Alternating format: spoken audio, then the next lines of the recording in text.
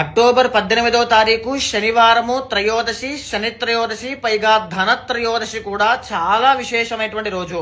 ఆ రోజున ప్రతి ఒక్కరూ కూడా సాయంత్రం వేళ మీ ఇంట్లో సింహద్వారం దగ్గర కుడి వైపు రైట్ సైడ్ ఖచ్చితంగా గోధుమ పిండితో తయారు చేసినటువంటి ప్రమిదలో ఆవు నెయ్యి వేసి దీపం వెలిగించండి. దీన్నే యమదీపము అంటారు. దీన్ని ఎవరైతే వెలిగించి అదే దీపాన్ని యమధర్మరాజుగా భావించి పూజిస్తారో, ఇంట్లో మీ నాన్నగారికి కానీ, అమ్మగారికి కానీ, యజమానికి కానీ, కుటుంబ సభ్యులకి కానీ, మీకు కానీ ఆయుష్ దోషాలు ఏవైనా ఉంటే అవన్నీ తొలగించేస్తాను అని చెప్పి యమధర్మరాజే వరం ఇచ్చారు. కాబట్టి తప్పకుండా దీపాన్ని వెలిగించండి, ఆరాధన చేయండి.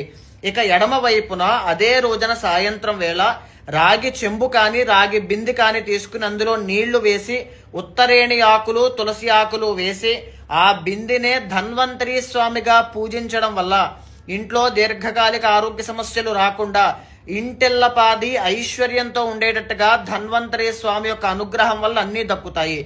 అదే రోజు సాయంత్రం లక్ష్మీదేవిని, కుబేర స్వామిని పూజించడం వల్ల రుణ బాధలు కానీ, ఆర్థిక సమస్యలు కానీ ఉంటే ప్రతి ఒక్కటి కూడా తొలగిపోతాయి.